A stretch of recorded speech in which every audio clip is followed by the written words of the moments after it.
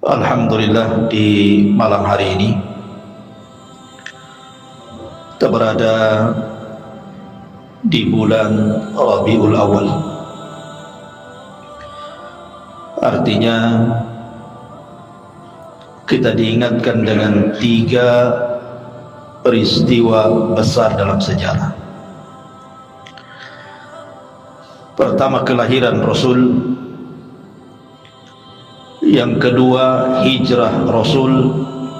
Dan yang ketiga, wafatnya Rasul. Itu semua terjadi di bulan Rabiul Awal. Artinya malam ini kita akan murajaah bagaimana kisah Nabi SAW dari awal sampai akhir secara ringkas. Karena ini pertemuan terakhir wafatnya Nabi SAW.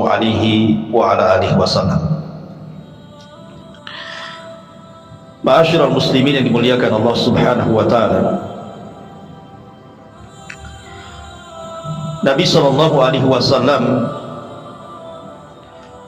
ketika diangkat menjadi Nabi dan Rasul,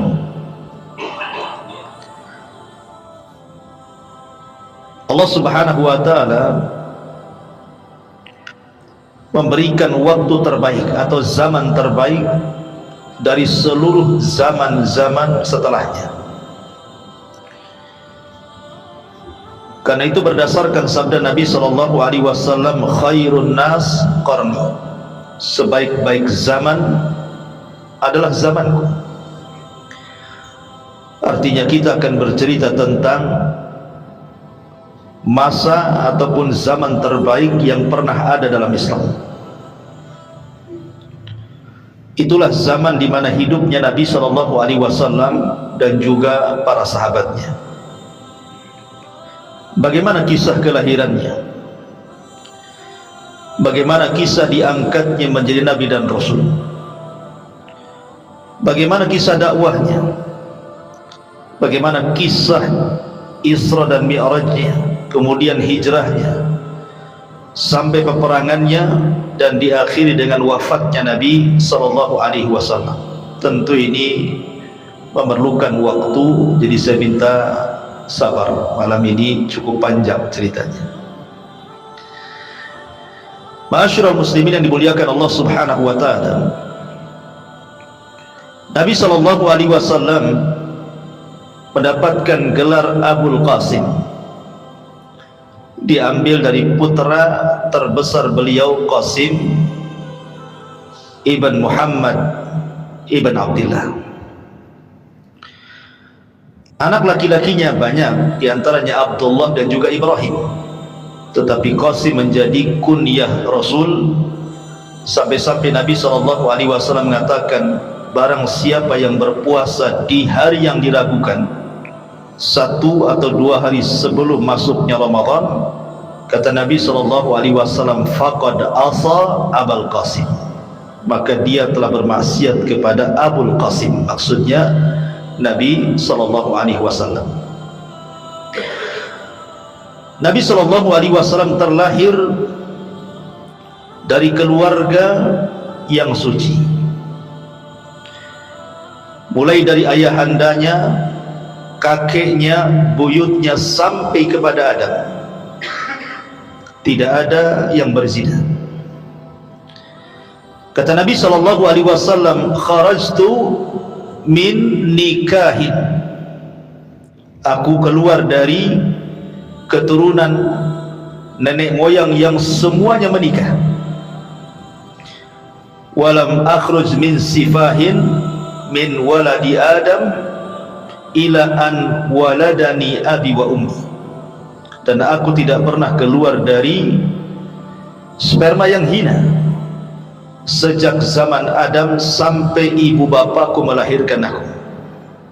Artinya secara nasab Rasul itu terpelihara. Dan kita tahu bahwa Nabi SAW adalah orang terbaik dari kabilahnya. Nabi mengatakan, innallaha astafa kinanatan min waladi Ismail, Sesungguhnya Allah Subhanahu wa taala telah memilih Kinanah, anak terbaik dari turunan Ismail. Wastafa Quraisyan min Kinanah, dan Quraisy adalah turunan terbaik dari kabilah Kinanah.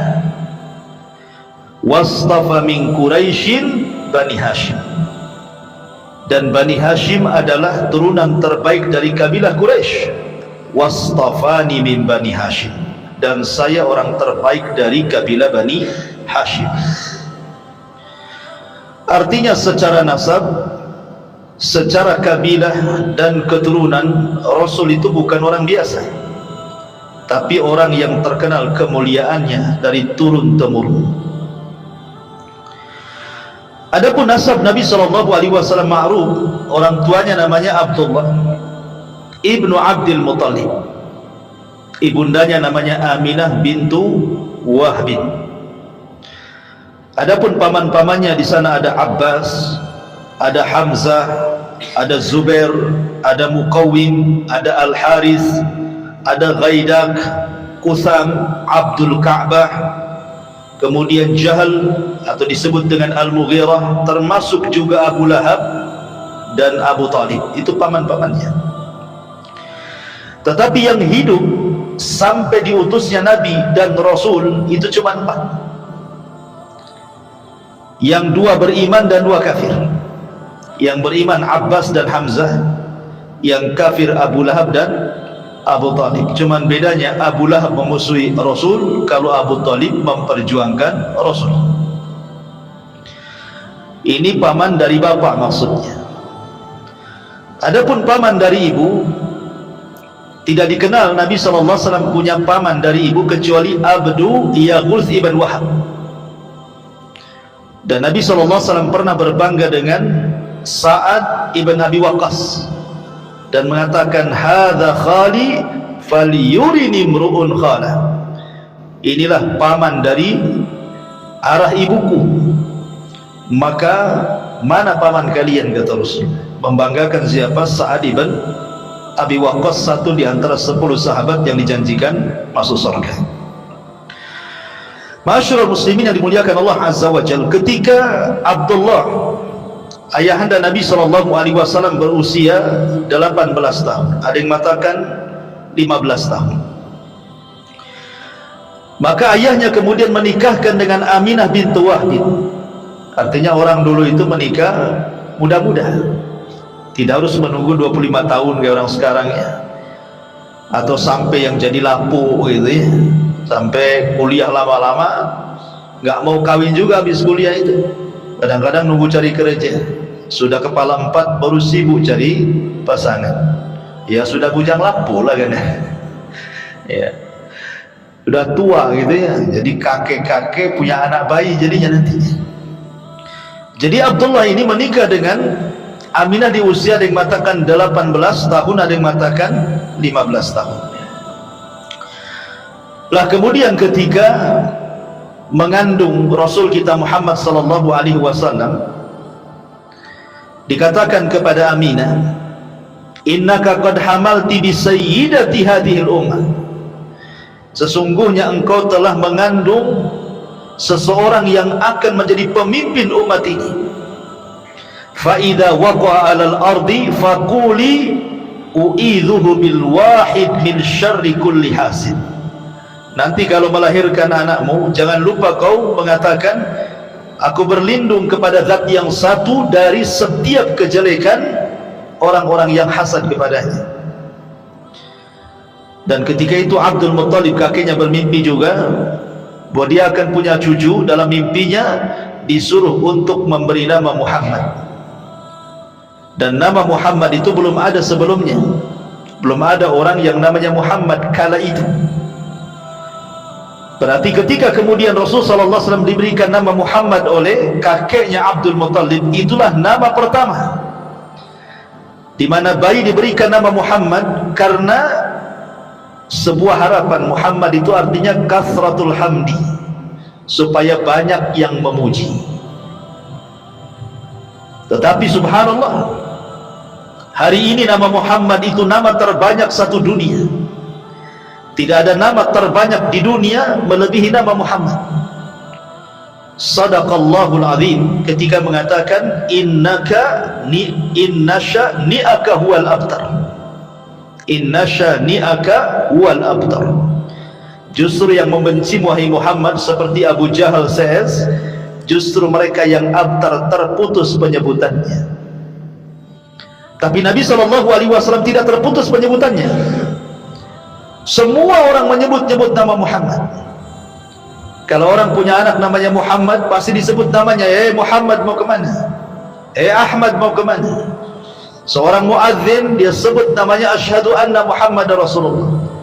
Setiap orang yang qomat menyebutkan asyhadu anna Muhammad Rasulullah. Setiap orang yang bersalawat Allahumma salli ala sayyidina Muhammad. Setiap solat dalam tasyahud asyhadu an la ilaha illallah wa asyhadu anna Muhammad Rasulullah.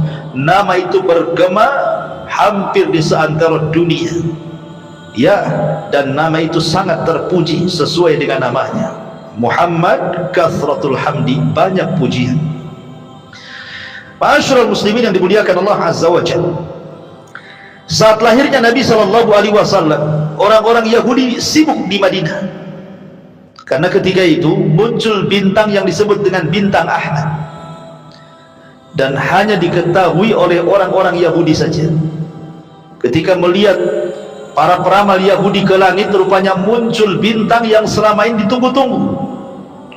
Akhirnya kemudian orang-orang Yahudi Madinah menggedor semua rumah di kota Madinah, khususnya rumah-rumah Yahudi. Adakah wanita yang melahirkan? Adakah wanita yang melahirkan? Baik Yahudi Bani Quraidah, Yahudi Bani Qunaiqa, Yahudi Bani Nadir, atau Yahudi keturunan Arab, rupanya di malam itu tidak ada satupun wanita Yahudi yang melahirkan. Harusnya ada yang melahirkan menurut mereka, karena ini pertanda kelahiran seorang nabi yang mereka tunggu-tunggu. Harusnya malam ini lahir.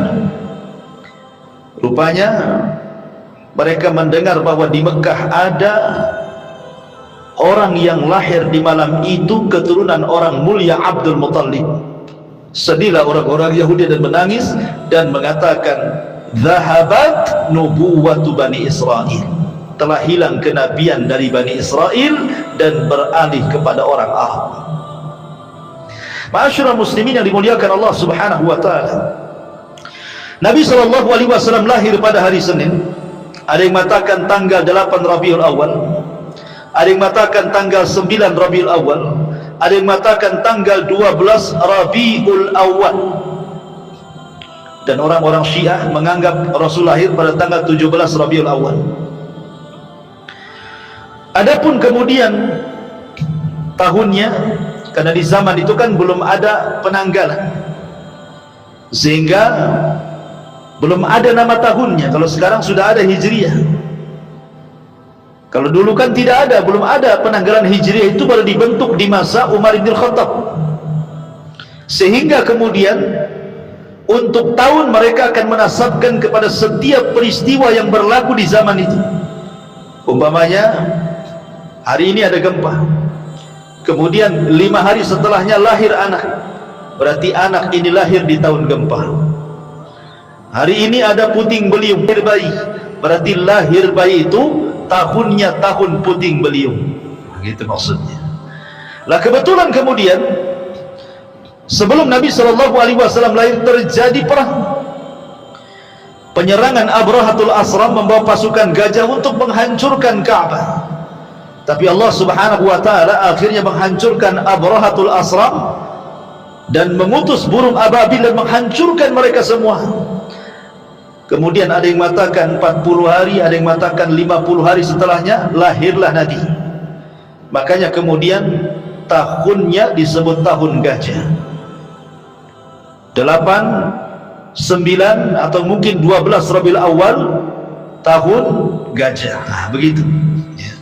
Ma'asyiral muslimin yang dimuliakan Allah Subhanahu wa taala, ketika Rasul sallallahu alaihi wasallam lahir, banyak peristiwa dan kejadian ketika itu. Walaupun sebagian riwayat hampir semuanya lemah, tapi masalahnya dicantumkan di banyak kitab-kitab sejarah. Seperti ketika Nabi SAW lahir, muncul bintang Ahmad yang sudah diketahui orang-orang Yahudi yang sudah saya katakan tadi. Kemudian juga api Majusi yang beratus-ratus tahun mereka menyembahnya tidak pernah padam, tiba-tiba padam saat kelahiran Rasul. Kemudian 14 tiang istana Persia tiba-tiba roboh karena di saat kelahiran Nabi SAW. Ma'asyiral muslimin, termasuk juga tiba-tiba langit kemudian tidak bisa ditembus oleh syaitan dan jin, dijaga oleh Allah Subhanahu wa taala karena kelahiran Nabi SAW. Dan banyak keanehan, tetapi ada satu keanehan yang disebutkan Nabi SAW sendiri. Dia menceritakan saat dia lahir terpancar cahaya yang terbentang antara barat dan timur, seolah-olah cahaya itu menandakan bahwa orang ini kelak akan menguasai barat dan timur. Itulah Nabi SAW. Ma'asyiral muslimin yang dimuliakan Allah Subhanahu wa taala, ketika Nabi SAW lahir, yang pertama menyusui adalah tentunya Aminah. Tapi karena air susunya kurang bagus, akhirnya kemudian disusukan oleh salah seorang budaknya Abu Lahab, namanya Suwaibah. Ketika kemudian Suwaibah menyusukan atau menyusui Nabi SAW menjadi ibu susuannya Nabi, Abu Lahab, Suwaibah. Lihat, pertama kelahiran Rasul, Abu Lahab itu senang. Saking senangnya dia merdekakan budaknya kan. Saking senangnya Abu Lahab itu dimerdekakan budaknya. Tapi siapa yang sangka belakangan dia orang yang paling pertama musuhi Nabi SAW juga. Pada saat kelahirannya dia orang yang paling bahagia. Saking bahagianya dimerdekakan Suwaibah karena mau menyusui Nabi SAW. Bahkan ketika Nabi SAW sudah dewasa sekalipun dan menikah dengan Khadijah, kemudian punya anak wanita Ruqayyah dan Ummu Kulthum, keduanya dinikahkan dengan dua putra Abu Lahab. Baru setelah Nabi SAW jadi Nabi, maka Abu Lahab meminta kedua putranya menceraikan dua putri Nabi SAW.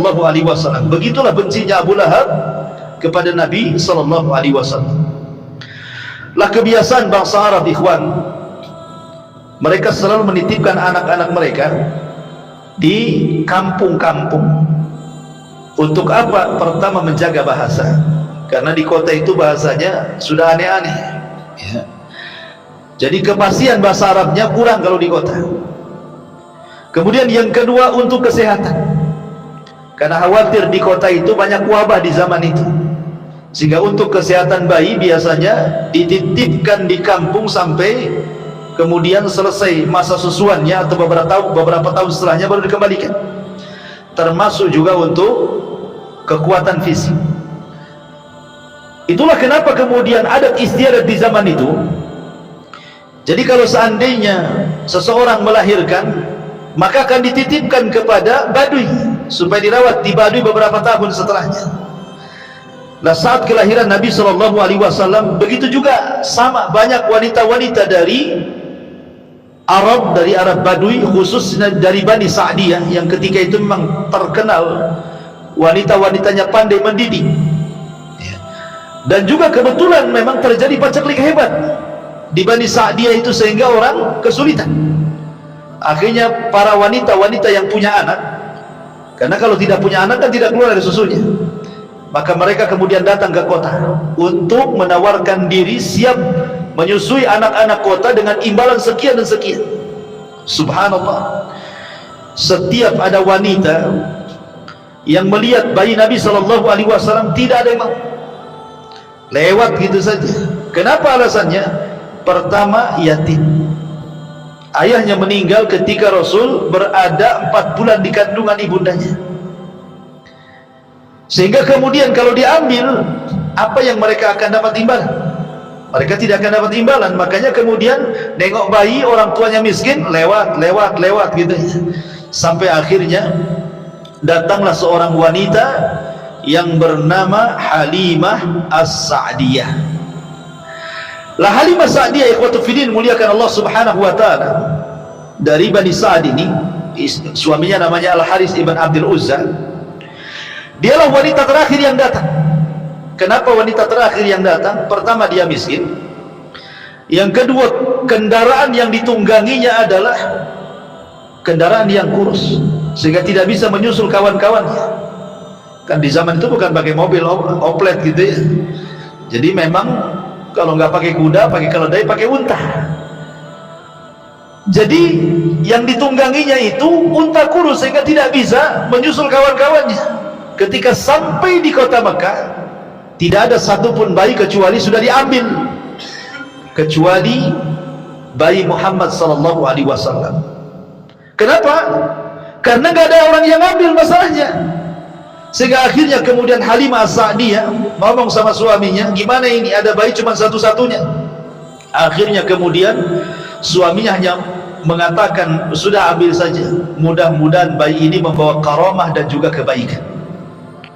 Akhirnya kemudian diambil. Subhanallah, betul apa kata suaminya. Halimah ini sudah kelelahan. Kemudian dia menggendong bayi namanya Abdullah. Kemudian karena kurang gizi makannya, air susunya kurang bagus, sehingga malam itu ketika dia sudah menggendong Rasul, tiba-tiba air susunya penuh. Dan ketika Nabi SAW hendak ditetekkan di sebelah kiri, tidak mau. Kenapa tidak mau? Karena tahu itu bukan hak dia, itu hak saudara sesusunya. Siapa? Abdullah, anak daripada Halimah. Jadi Nabi SAW hanya mau yang sebelah kanan. Subhanallah ya, bayi tahu mana haknya, mana yang tidak haknya. Antum dah bayi lagi, tapi tak paham ini hak antum, ini hak yang lain, itu tak paham itu. Jadi Nabi SAW paham nih, ini bukan hak saya, nggak mau saya netes sebelah sini, saya mau netes sebelah sini saja. Akhirnya kemudian dua bayi itu gemuk. Kemudian malamnya juga mereka dapat berkah, mereka bisa tidur sampai pagi. Akhirnya hilang capeknya, kemudian mereka pulang. Subhanallah, padahal kawan-kawannya sudah duluan 2-3 hari sebelumnya mereka pulang. Tetapi ketika Rasul berada di pangkuannya, untanya kuat, kemudian sanggup berlari dan mampu mengejar teman-temannya, dan sampai di Bani Sa'diyah duluan dibandingkan temannya. Ini kan berkah, ini kan luar biasa. Masyaallah muslimin yang dimuliakan Allah Subhanahu wa taala, ketika kemudian Rasul di Bani Sa'diyah, kemudian disusukan oleh Halimah dengan saudara sesuanya Abdullah. Setelah kemudian beberapa tahun, ya sekitar usia 4 tahun, tiba-tiba kemudian terjadi pembelahan dada. Jadi ketika Nabi SAW bermain-main bersama kambing gitu ya, jadi kecil-kecil sudah main sama kambing. Jadi mainannya Rasul itu kambing. Kalau sekarang kan mainannya kereta-keretaan, boneka-bonekaan, bola, macam-macam kan. Jadi Rasul itu yang main dengan kambing itulah, bersama saudara sesuannya Abdullah. Tiba-tiba kemudian datang 2 malaikat, kemudian memegang Rasul, membelah dada Rasul, mengambil jantung Rasul, kemudian meletakkan di bejana emas. Di situ ada air Zam-Zam, kemudian dibersihkan dan dimasukkan kembali, kemudian dijahit kembali. Dan itulah operasi pertama di dunia, karena di zaman itu belum ada peralatan ya. Akhirnya kemudian ketahuan oleh Halimah bekas jahitannya, apalagi kemudian anaknya kemudian dengan polosnya menceritakan kejadian itu. Ketakutanlah Halimah, akhirnya kemudian mengembalikan Rasul kepada Aminah ibundanya, dan mengatakan kepada Aminah, saya hendak mengembalikan putramu wahai ibunda Aminah, saya takut putramu kena jin gitu. Tetapi Aminah mengatakan, jangan takut dari jin, karena bayi ini saat dilahirkan terpancar cahaya begini dan begitu. Sudah diceritakan mimpinya. Kemudian kata Halimah, kalau begitu kembalikan kembali, biar dia bersamaku kembali. Akhirnya dibalikan lagi ke Bani Sa'diyah sampai usianya 6 tahun. Ketika sudah 6 tahun, namanya ibundanya kan, berpisah dengan anaknya 6 tahun, tentu sangat rindu. Makanya oleh Halimah kemudian di usia 6 tahun dibalikkan Nabi SAW ke pangkuan ibundanya.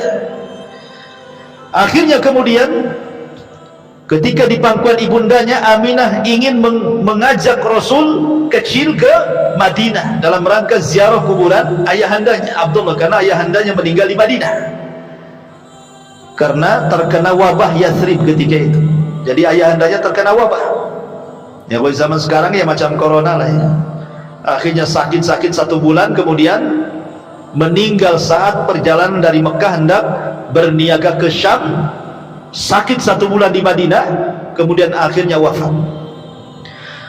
Lah kemudian Aminah ini ingin berziarah, kemudian berziarahlah ke Madinah setelah melihat kuburan ayahandanya Nabi SAW dan menginap beberapa malam di Madinah.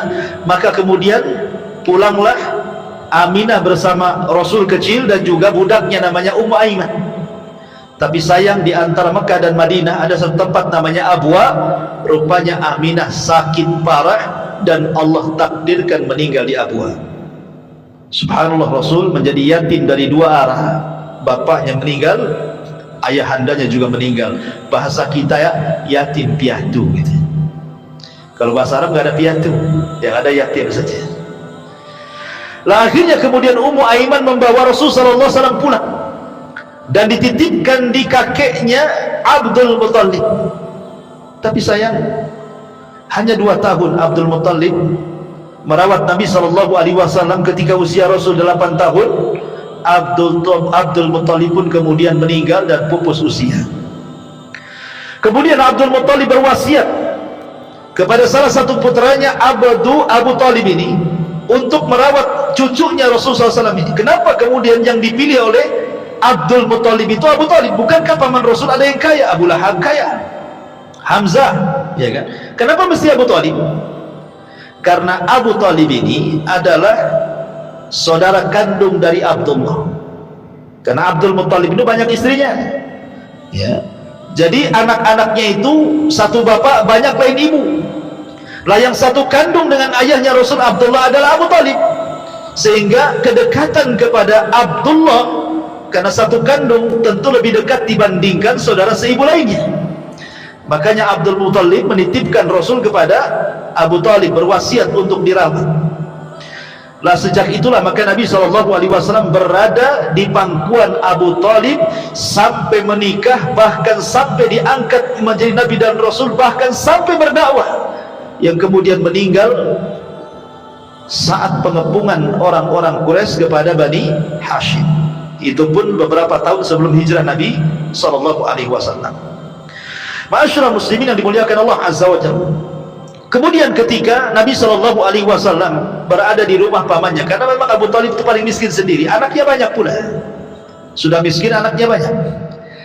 Tetapi Abu Talib sejak kecil Rasul memang lebih sayang kepada Nabi SAW dibandingkan kepada anak-anak yang lainnya. Luar biasa perlakuan Abu Talib itu kepada Rasul SAW. Wajar kalau kemudian Rasul sedih ketika Abu Talib meninggal karena tidak mengucapkan 2 kalimat syahadat, ya.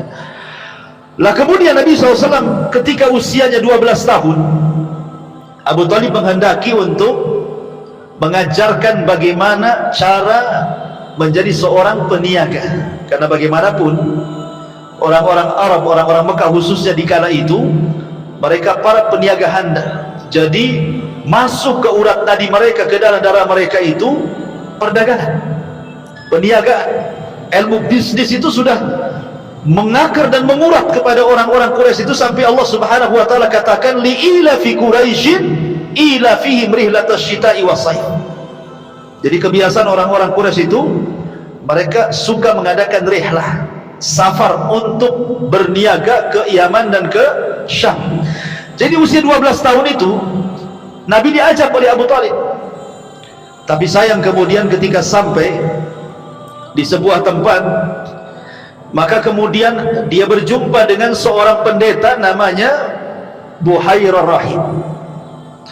Pendeta ini yang mencegat kafilahnya Abu Talib, karena pendeta ini seorang kahin, ada yang mengatakan seorang dukun, ya.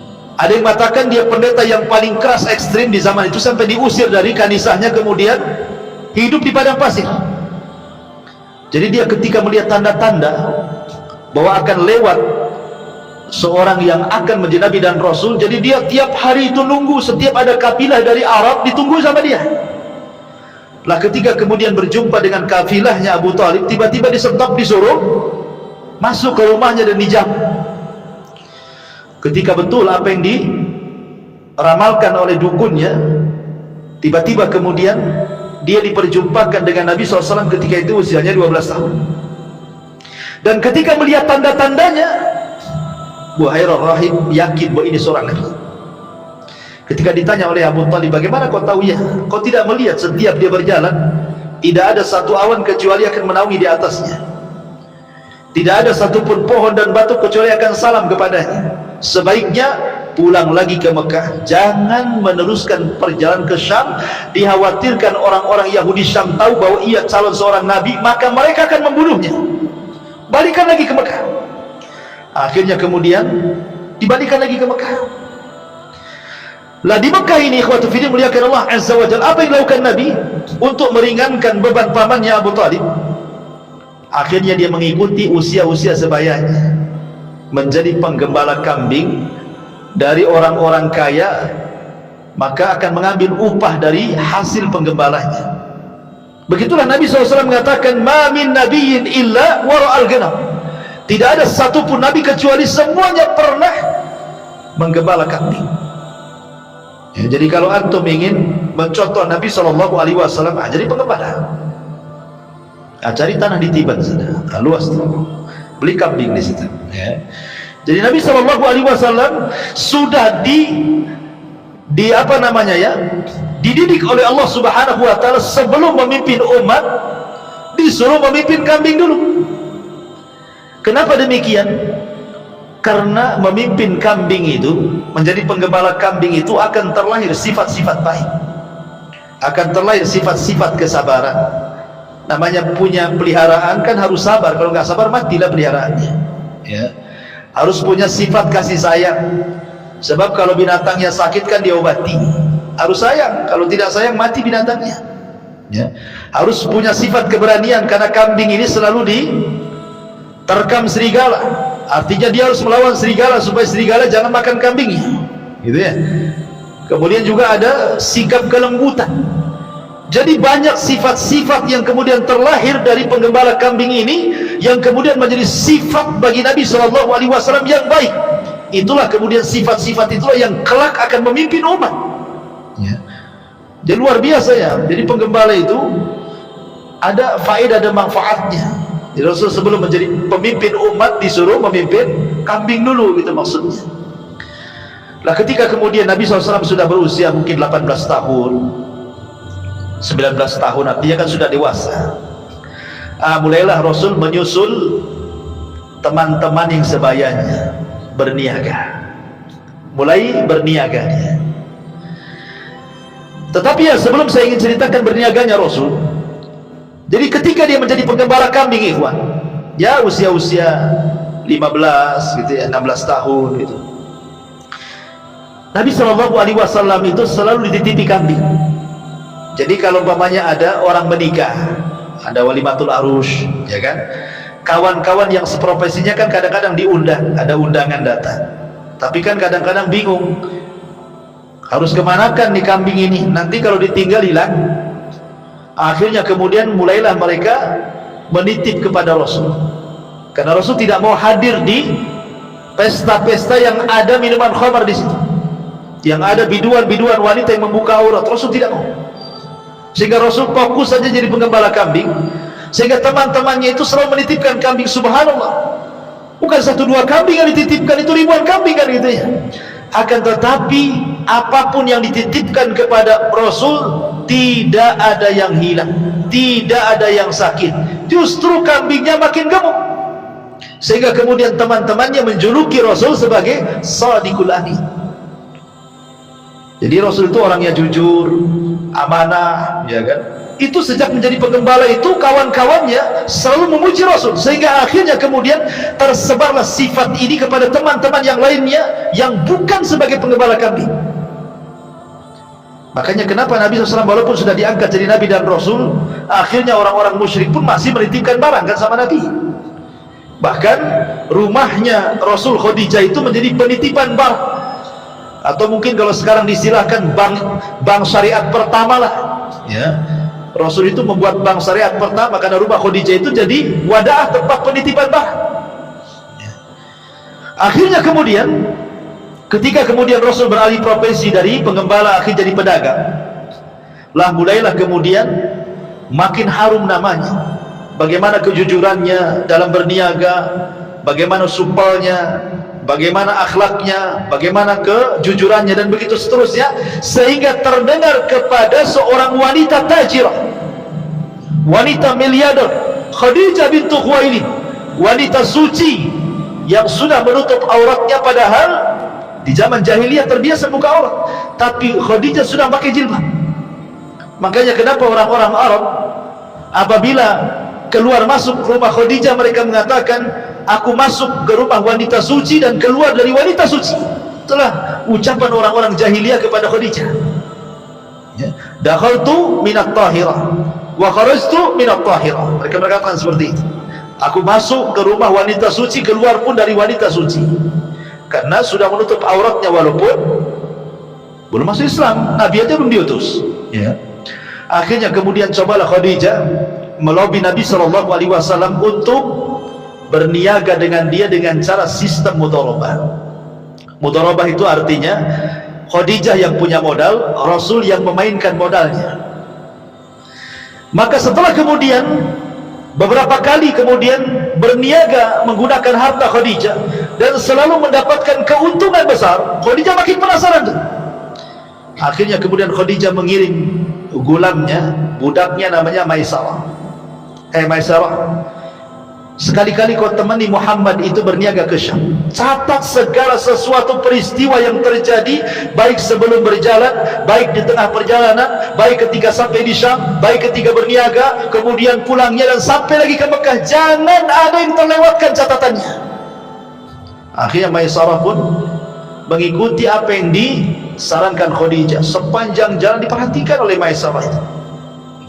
Dan luar biasa Maisarah mencatat bagaimana akhlak yang tinggi daripada Rasul SAW dan keajaiban-keajaiban selama perjalanan, termasuk batu mengucapkan salam, pohon mengucapkan salam, awan kemudian menaungi Rasul, sampai akhirnya dia berjumpa dengan seorang pendeta, dan pendeta mengatakan bahwa temanmu ini bukan orang biasa, dia pasti jadi seorang nabi katanya.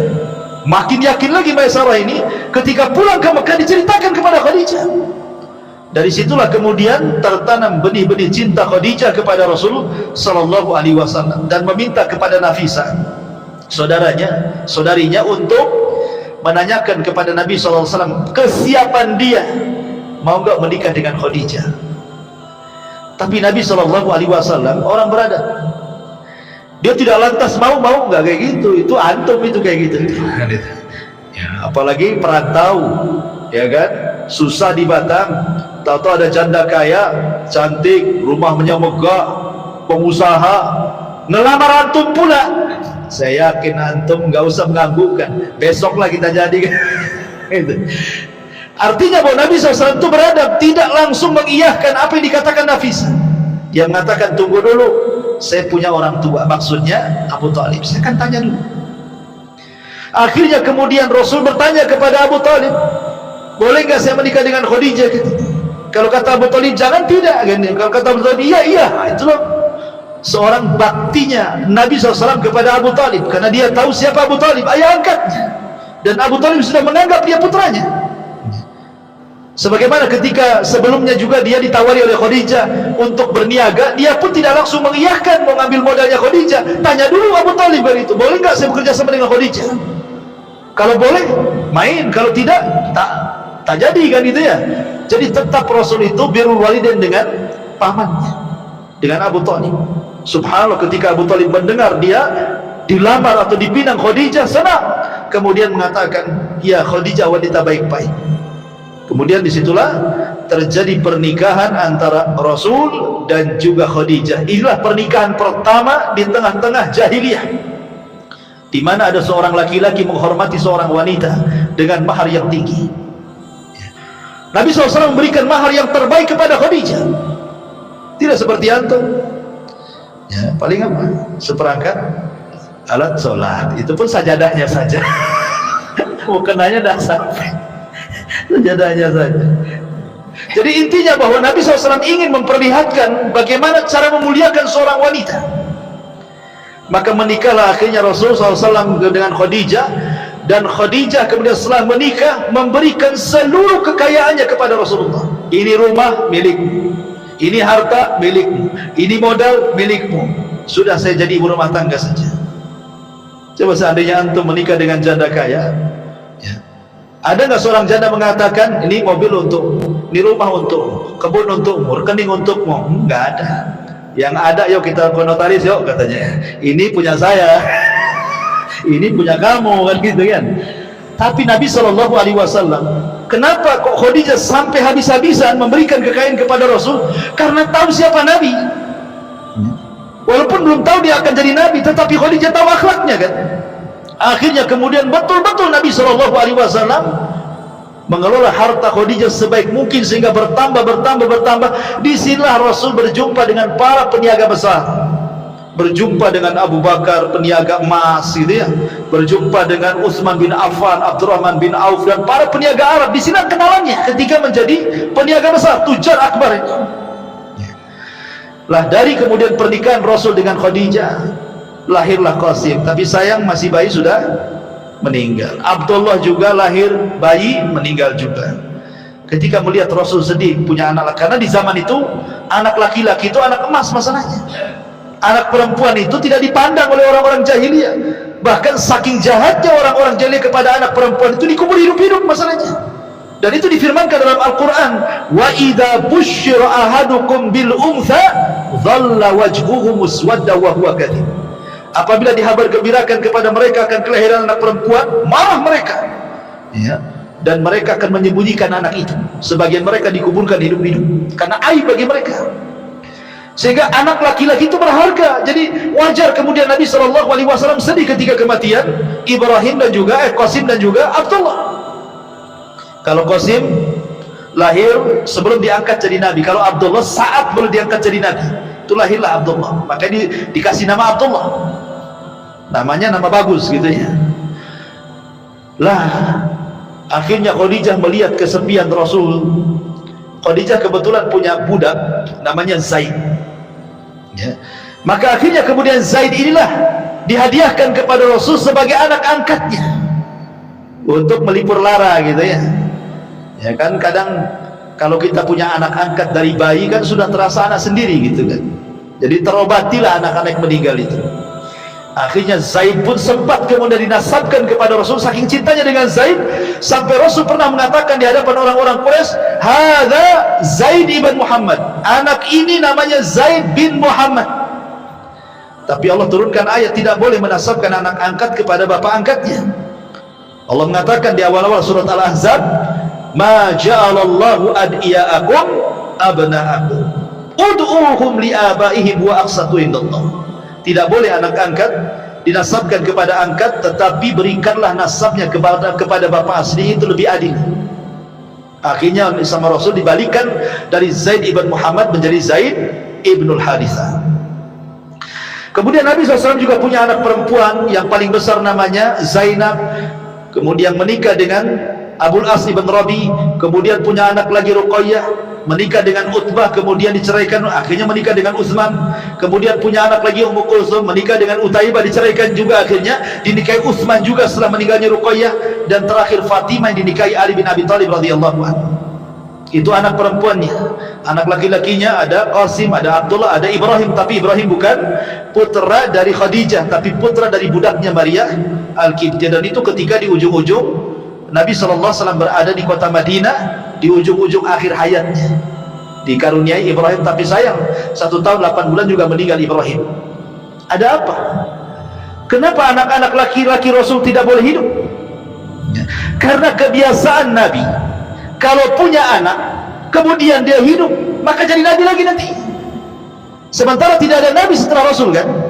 Makanya anak laki-lakinya tidak ada yang hidup kan. Karena kebiasaan Nabi kalau punya anak kemudian hidup, itu jadi Nabi biasanya.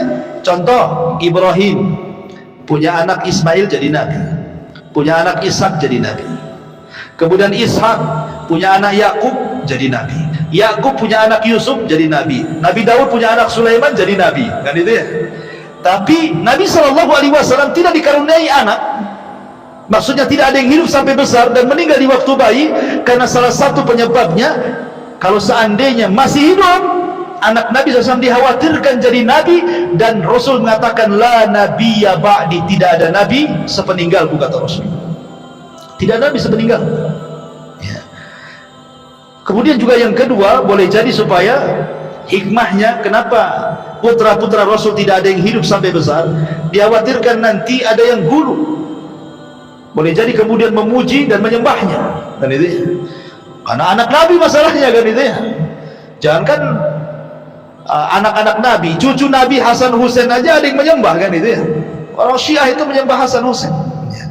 Ma'asyiral muslimin yang dimuliakan Allah Subhanahu wa taala. Kembali. Jadi ketika Nabi SAW kemudian mulai berniaga, berjumpa dengan tujar yang besar-besar, para peniaga seperti Abu Bakar, Utsman, Abdurrahman bin Auf dan yang lainnya, yang kelak justru teman-teman seprofesi peniaga itu justru masuk Islam awal-awal, kan? Kenapa? Karena mereka tahu saat berinteraksi dengan Rasul, saat berniaga, tahu akhlaknya, tahu amanahnya, tahu kejujurannya, dan begitu seterusnya, kan itu. Lah ketika Nabi SAW kemudian di usia 15 tahun terjadi apa yang disebut dengan perang Fujar namanya. Rasul juga terlibat dalam perang Fujar di sini. Kemudian setelahnya ada namanya Hilful Fudul juga, Rasul terlibat di situ juga, gitu. Artinya sampai ketika kemudian Ka'bah di usia 17 tahun atau 18 tahun, kan, Ka'bah itu kan sempat hancur separuh, ya, karena terkena banjir. Akhirnya kemudian oleh orang-orang Quraisy dirobohkan Ka'bah itu. Ketika hendak merobohkan, gak ada yang berani. Kenapa? Karena masih teringat dengan kisah Abraha. Jangan-jangan kalau dirobohkan datang pula Ababil, kan itu. Sehingga ada seseorang yang paling tua di antara mereka namanya Al-Walid ibn Mughirah. Dia membawa palu dan mengatakan, biar aku saja yang menghancurkan, karena aku tidak hendak berniat buruk. Pasti tidak akan ada apa-apa. Kalaupun ada apa-apa, biar saya yang mati, katanya. Akhirnya mulailah dia robohkan sedikit-sedikit. Ternyata tidak ada Ababil, tidak ada azab, tidak ada bala. Maka rame-ramelah orang Quraisy merobohkan Ka'bah, kemudian membangun kembali. Masalahnya, sejahat-jahatnya orang-orang kafir Quraisy, ketika membangun Ka'bah tidak mau mereka menggunakan dana haram. Tak mau hasil togel, tak mau hasil judi, tak mau, ya, pokoknya hasil-hasil yang haram, korupsi itu tak mau. Betul-betul harta halal, gitu ya. Karena hartanya harta halal sehingga tidak banyak. Karena tidak banyak itulah akhirnya bangunan Ka'bah tidak sempurna. Yang tadinya segi panjang bangunan Ibrahim itu, ya kan, akhirnya cuman separuh jadi kotak. Jadi separuhnya dibuat lingkaran pakai tembok, gitu ya. Dan kita lihat kalau gambar Ka'bah begini, di sini ada tembok melingkar, kan, itu namanya Hijr Ismail. Dulu masuk tuh di dalam tuh, tapi karena kurang dana terpaksa dikeluarkan, dan ya hanya separuh saja yang dibangun, kan itu. Walaupun sempat kemudian di zaman Abdullah ibn Zubair dimasukkan, tapi dihancurkan lagi di zaman Abdul Malik ibn Marwan. Intinya bahwa Rasul ikut juga kemudian membangun Ka'bah itu. Lah ketika peletakan Hajar Aswad itu yang kemudian banyak masalah. Masing-masing kabilah ingin meletakkan Ka'bahnya masing-masing dan hampir perang. Tapi kemudian akhirnya orang bijak mereka mengatakan, tunggu, yang berhak memindahkan itu orang yang keluar dari sana, katanya. Rupanya yang keluar Rasulullah, gitu ya. Ketika Nabi SAW kemudian disuruh mengangkat batu Hajar Aswad itu, kata Rasul, tidak, ini kerja rame-rame, kerja bareng-bareng, kerja bakti. Sebaiknya ambil kain, kemudian diletakkan di atas kain itu, masing-masing kabilah megang ujungnya. Akhirnya semua kabilah mengangkat Hajar Aswad dan meletakkan di situ. Lihat bagaimana Rasul bisa menyatukan umat saat itu padahal belum diangkat jadi Nabi dan Rasul. Singkat cerita, akhirnya Nabi SAW kemudian setelah menikah dengan Khadijah, kemudian punya anak laki-laki dan perempuan. Kemudian Nabi SAW betul-betul di puncak popularitas, di puncak karir, kekayaannya makin melimpah, gitu ya, persahabatannya makin luas. Karena juga bagaimanapun namanya seorang peniaga itu akan lebih banyak relasi dibandingkan bisnis yang lain, karena dia kan kesana kemari, gitu ya. Lain dengan orang PT, ya sesama PT aja dikenal. Ya kan, orang kantor ya sesama kantor aja. Kalau peniaga walaupun jual es cincau kemana-mana kenal orang semua. Kenal, masuk gang sana gang sini semua dimasuki dia. Jadi pedagang itu lebih luas ya jangkauannya gitu ya. Lah ketika di usia Nabi SAW ke 37 tahun, itu di puncak karir beliau, betul-betul sudah kaya raya. Apalah yang dikehendaki Nabi coba? Istri cantik, soleha, kaya, taat, anak banyak, kekayaan melimpah, orang-orang memuji dia sadiqul amin. Apa yang dicari manusia? Ini yang dicari kita ya. Kalau antum jadi orang kaya, semua orang muji antum ya. Antum punya istri cantik, anak-anak banyak, bisnis lancar, apalagi yang antum cari? Paling antum cari kawin lagi. Kalau laki-laki kan itu, apalagi antum cari kalau gak kawin lagi. Akhirnya kemudian Nabi SAW sudah mulai bosan dia melihat kondisi orang-orang Quraisy ini kok makin rusak, setiap hari makin rusak, minum khamr di mana-mana, main perempuan di mana-mana, akidahnya penyembah berhala, begitu seterusnya, pokoknya rusak serusak-rusaknya. Jadi Nabi SAW mulai berpikir, mulailah dia tahannut, mulailah dia menyendiri, menyingkir dari manusia. Kadang-kadang ke Musdalifah, kadang-kadang ke Mina, ya, kadang-kadang ke tempat-tempat, pokoknya jauh dari manusia, ingin tafakur. Sampai pada waktunya 6 bulan sebelum diangkat jadi Nabi dan Rasul, tiba-tiba Rasul selalu bermimpi. Mimpinya itu aneh, karena malamnya mimpi, nanti beberapa hari jadi kenyataan, nanti mimpi lagi beberapa hari jadi kenyataan. Jadi tidaklah Rasul mimpi kecuali jadi kenyataan mimpinya. Akhirnya kemudian ketika tepat di usianya 40 tahun, Nabi SAW kemudian naik ke atas ketinggian, di mana Mekah itu di bawahnya. Disitulah ada gua yang disebut dengan Gua Hira. Dari gua itu Rasul melihat Mekah itu di bawahnya, seolah-olah gua itu memiliki makna hissi dan juga makna maknawi. Makna hissi artinya Nabi SAW secara fisik naik ke atas dan dia akan dilebihkan dari semua manusia yang ada di bawahnya. Dan makna maknawi artinya dakwah dia akan meliputi semua yang ada di bawahnya ya. Maka Nabi SAW mulailah kemudian masuk ke dalam gua itu tepat di bulan Ramadan, membawa bekal selama 1 bulan, tidak pernah keluar dari gua itu, tafakur saja ya, tafakur. Rupanya tepat di tanggal, atau ada yang mengatakan di tanggal 17 Ramadan ya. Tetapi yang betul adalah di tanggal-tanggal ganjil di akhir-akhir Ramadan, entah 21, entah 23, entah 25, entah 27, entah 29, pokoknya di tanggal-tanggal ganjil di bulan Ramadan. Tepat di waktu subuh datang Jibril, dan sebenarnya kedatangan Jibril sudah dimimpikan Nabi, makanya Nabi tidak kaget gitu ya. Datang Jibril dalam bentuk manusia yang ganteng, yang rapi, yang bersih, yang harum. Tiba-tiba datang, kemudian salaman, kemudian memeluk Nabi. Kemudian kata Jibril, "Iqra ya Muhammad." Baca wahai Muhammad. Nabi SAW memahami Iqra itu artinya membaca tulisan, sementara Rasul tidak bisa menulis, tidak bisa membaca. Makanya Rasul dengan tegas, "Ma'ana biqari," aku tidak bisa baca. Kata Jibril, "Iqra," baca. Kata Rasul, "Ma'ana biqari," aku nggak bisa baca. Sampai 3 kali. Akhirnya Jibril mengatakan, "Iqra bismi rabbikal ladzi khalaq, khalaqal insana min 'alaq, iqra wa rabbukal akram, alladzi 'allama bil qalam, 'allamal insana ma lam ya'lam." 5 ayat suratul 'alaq turun sebagai pengesahan SK didaulatlah Rasul menjadi nabi. Dengan turun 5 ayat surah Al-Alaq berarti resmi dia jadi nabi. Kemudian Nabi SAW setelah itu, setelah peristiwa itu, tidak pernah berjumpa dengan Jibril lagi, nggak pernah berjumpa. Dia bolak-balik ke gua, nggak ketemu lagi. Dia bolak-balik ke gua selama 6 bulan, terus setiap bulan dia balik lagi, nggak ketemu lagi dengan orang itu. Sehingga Nabi SAW menyangka bahwa itu adalah jin, setan, atau apa gitu kan, karena cuma sekali saja. Akhirnya kemudian setelah 6 bulan lewat, Rasul sudah sesak, itu siapa yang menjumpai saya sebenarnya ya. Setelah 6 bulan lewat, tiba-tiba kemudian Rasul ketika berjalan ke Gua Hira mendengar ada suara di atas memanggil-manggil, ya Muhammad gitu. Ya Muhammad gitu. Rupanya dia tengok-tengok tak ada apa-apa. Rupanya ketika melihat ke atas ada Jibril di atas dalam bentuk aslinya. Kalau tadi ke gua kan dalam bentuk manusia, di langit dalam bentuk asli, memiliki 600 sayap. Satu sayap terbentang saddal ufuk, dari mulai terbit matahari sampai terbenamnya itu satu sayap saja itu.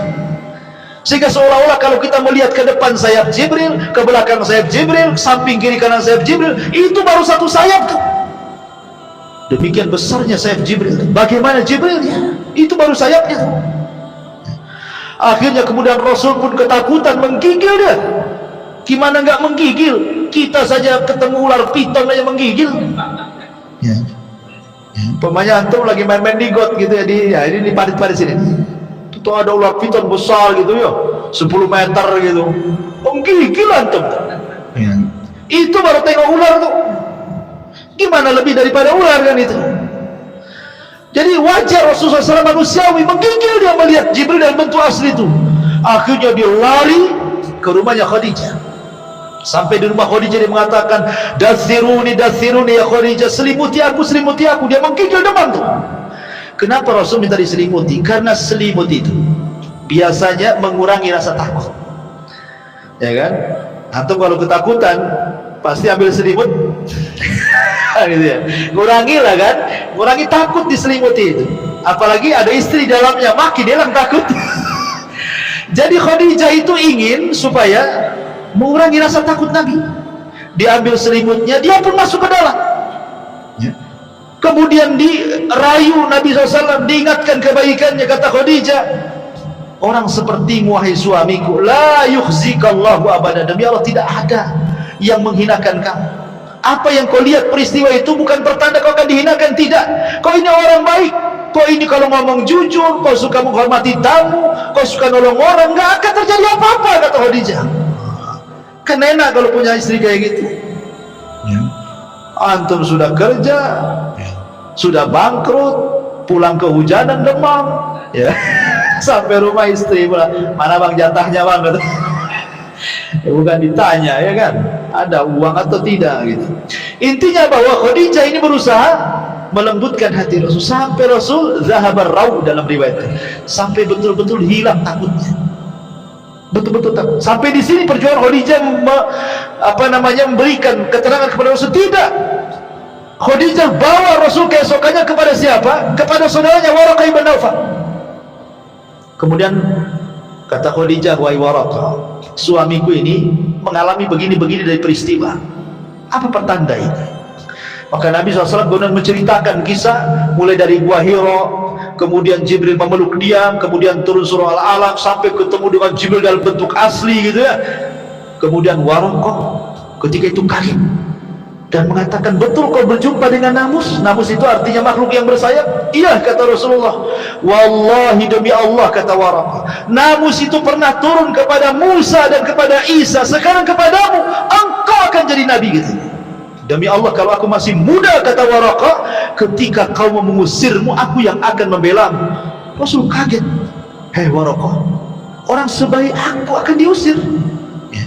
Enggak ada orang yang mencela aku, semua orang mengatakan sadiqul amin, aku akan diusir, katanya. Kata Waraqah, ya, tidaklah orang yang membawa seperti yang kau bawa kecuali illa udhi, pasti disakiti, pasti akan diuji. Tapi sayang 6 bulan setelahnya Waraqah meninggal dunia. Dari sini terjadi khilaf pendapat, apakah Waraqah ini orang yang pertama masuk Islam dari kalangan orang dewasa ataukah Abu Bakar? Ada yang mengatakan Waraqah, ada yang mengatakan Abu Bakar. Ada yang memperinci, Waraqah itu dia beriman saat Nabi jadi Nabi, belum dia akan jadi Rasul. Tapi Abu Bakar adalah masuk ke dalam agama Rasul saat dia sudah jadi Nabi dan jadi Rasul. Ada yang kemudian berusaha menjamak seperti itu, ya. Jadi kalau Waraqah itu hanya sebatas beriman, kalau Abu Bakar bukan hanya beriman tapi mendakwahkan, gitu maksudnya. Baik, kembali. Jadi setelah kemudian Nabi SAW diberi nasihat oleh Waraqah supaya sabar, macam-macam lah. Apa yang kau hadapi ini luar biasa. Nanti akan diingatkan lagi pesannya Waraqah ini saat kematian Khadijah masalahnya. Oleh Khadijah itu akan diingatkan lagi. Lah akhirnya kemudian setelah Nabi SAW kemudian agak tenang, tidurlah di malam hari. Ketika dia sedang tidur, Jibril datang memanggil-manggil dari langit, ya ayyuhal muddathir qum fa'anzir wa rabbaka fakabbir wa thiyabaka fatahhir wa rujza fahjur wa la tamnun tastakthir wa li rabbika fasbir. Turun surah Mudaththir. Terkejut Nabi, ya, karena Jibril mengatakan, membawakan firman Allah, ya ayyuhal muddathir, orang yang berselimut, qum, berdiri, fa'anzir, kau sudah boleh memberikan peringatan kepada manusia. Jadi kalau apa bedanya nubuah dengan kerasulan itu? Kan nubbi'a bil alaq wa ursila bil mudaththir, diangkat dari Nabi dengan turunnya 5 ayat surah Al-Alaq, dan diangkat menjadi Rasul dengan turunnya 5 ayat surah Al-Mudaththir. Kalau nubuah itu belum ada perintah untuk tabligh, belum ada perintah untuk menyampaikan risalah, hanya disuruh beriman, ya kan? Tetapi kalau sudah Rasul, ini bukan hanya beriman tetapi sampaikan kepada manusia. Akhirnya mulailah Nabi SAW ketika turun ayat ini, dia panggil Khadijah, ya Khadijah, sesungguhnya saya Rasulullah. Kul, katakan, asyhadu an la ilaha illallah wa anni Rasulullah. Maka Khadijah langsung mengatakan asyhadu an la ilaha illallah wa annaka Rasulullah. Maka dialah orang yang pertama kali beriman sebelum ada orang yang beriman. Belum ada orang laki-laki beriman, belum ada anak-anak beriman. Khadijah yang pertama kali mengucapkan asyhadu an la ilaha illallah wa annaka Rasulullah.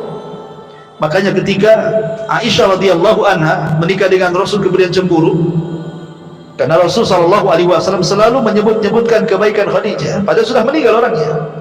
Kata Aisyah, Rasul, kenapa lah kau ini menyebut-nyebut nenek-nenek, maksudnya yang sudah tua. Khadijah sudah tua, sudah meninggal pun di hadapanmu ada gadis cantik, katanya.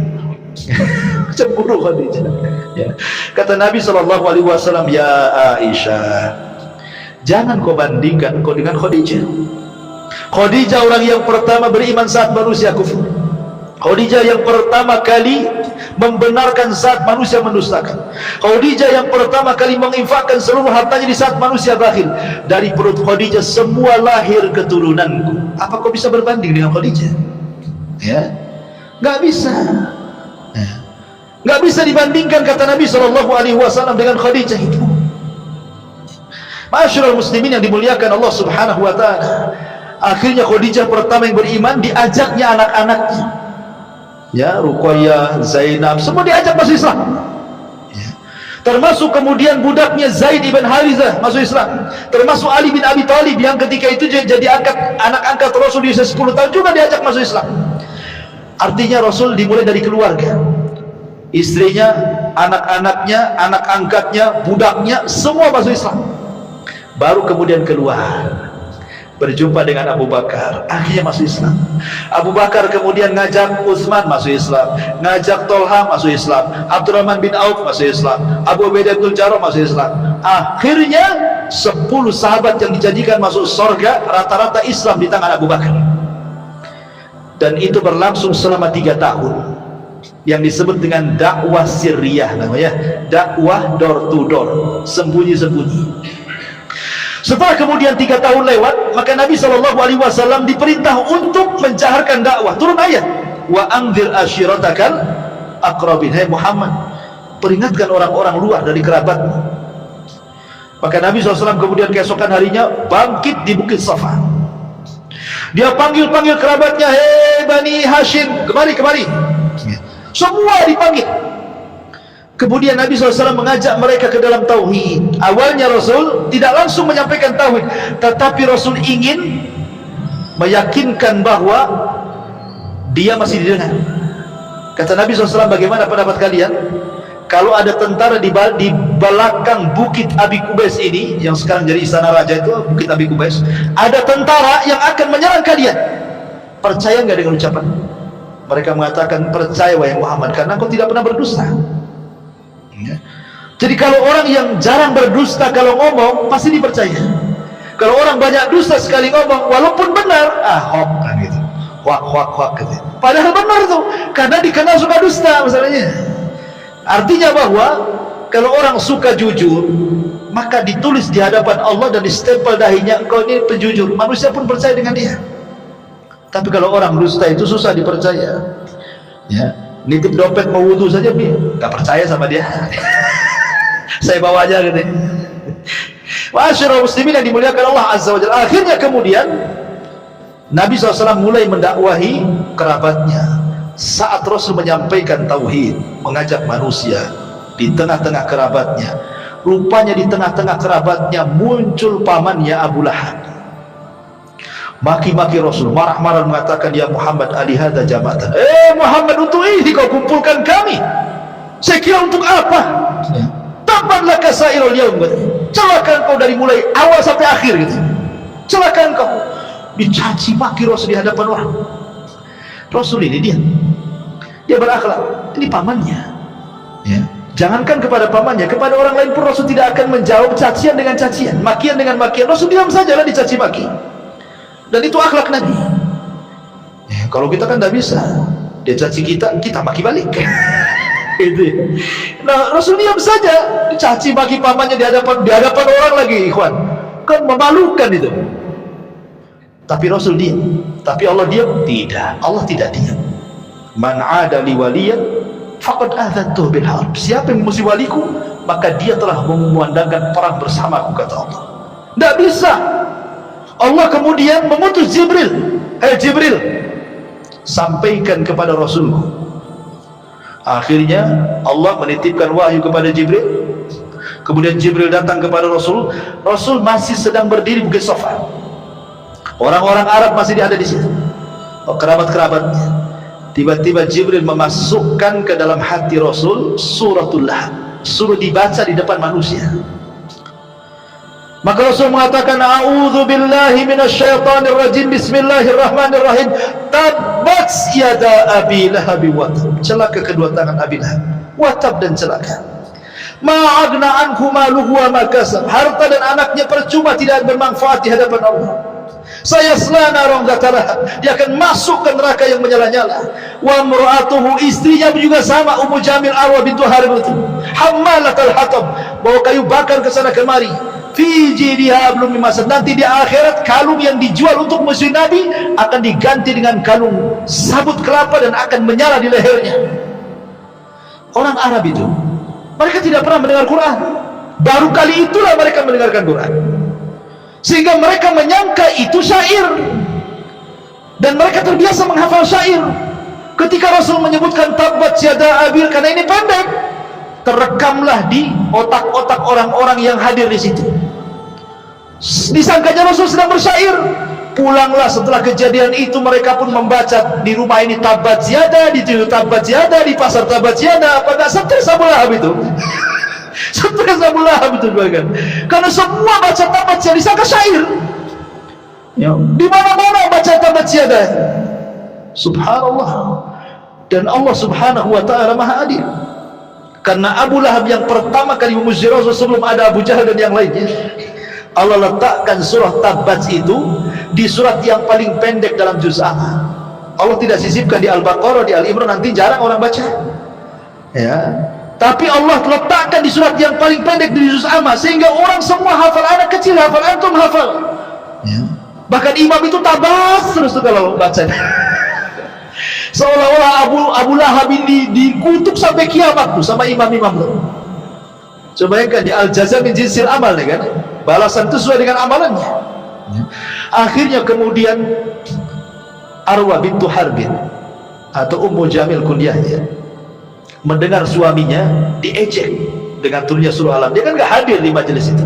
Marah dia sama Rasulullah SAW. Dibawanya batu, dicarinya Nabi SAW. Rupanya Rasul sedang duduk bersama Abu Bakar bersender di kiswah Ka'bah. Dari kejauhan kata Abu Bakar, Rasul, ada istrinya Abu Lahab. Ingat, Arwa bintu Harbin bukan orang biasa.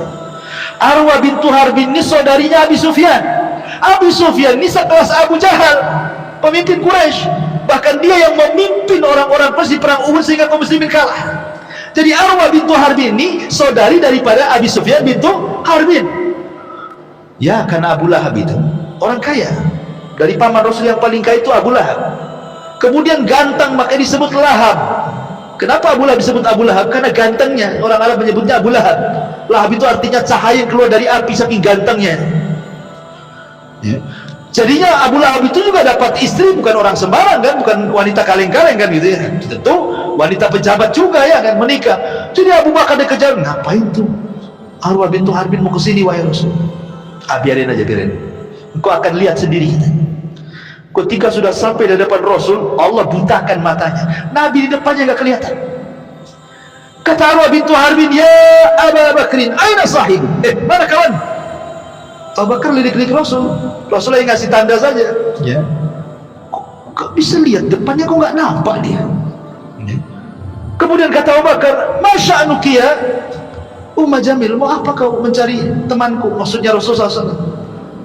Maka dia mengatakan, balagani, katanya, telah sampai kepadaku, katanya kan, bahwa dia mencela suamiku.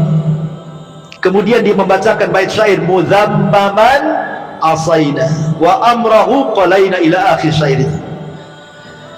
Dia menyebut Muhammad itu menjadi muzammam. Muhammad itu artinya banyak pujian, muzammam itu banyak celaan. Aina muzammam, mana muzammam, katanya, sambil pegang batu. Kata Abu Bakar, mau apa kamu itu? Kata Ummu Jamil Arwah bintu Harbin, lau ra'aituhu la aqamnahu bihadzal hajar fa. Kalau aku lihat, akan ku lempar batu ini di mulutnya, katanya. Kurang ngajar dia, katanya. Pergi. Ya. Kata Rasulullah, lihat wanita itu wahai Abu Bakar. Dia tidak sedang mencela, dia tidak menyebut Muhammad tapi Muzammam, katanya. Siapa Muzammam itu? Namaku kan Muhammad, katanya. Dia salah orang, katanya. Harusnya dia Muhammad. Saya kan bukan Muzammam, saya Muhammad, katanya. Muhammad itu banyak pujian, Muzammam terbalik, banyak celaan. Dia salah orang, katanya. Biarkan saja. Allah sudah butakan matanya, katanya. Dan itu awal Abu Bakar menyaksikan mukjizat Nabi. Ya, nggak bisa kelihatan, itu mukjizat. Ya, jangan seperti orang dulu kalau ingin punya ilmu nggak kelihatan, maling pocong apa? Kali Jumat tali pocong, ya kan. Nah, siapa yang mati nyari Jumat digali, ambil tali pocongnya, nanti taruh diikat di kepalanya, nanti nggak nampak itu. Syaratnya telanjang, katanya. Iyalah, orang nggak nampak nggak boleh nengok. Kan itu. Tapi masyarakat muslimin yang dimuliakan Allah Azza wa Jalla, intinya bahwa akhirnya kemudian permusuhan Abu Lahab dengan Ummu Jamil luar biasa kepada Nabi. Ya. Bahkan Ummu Jamil ini sampai dia ambil kalungnya untuk dijual. Ya. Dijual untuk apa? Biaya menyebarkan hoax. Jadi dia, karena kan teman-teman mamanya banyak kan, jadi ngerumpilah di teman-teman mamanya itu, ngadu domba sana sini, makanya disebut hammalatul hatab. Ya, ngadu domba ke sana kemari. Jadi kalau Ummu Jamil menyakiti Rasul dengan lisannya, dengan cara menyebarkan hoax, kalau Abu Lahab dengan fisiknya, naruh kotoran di depan pintu Nabi.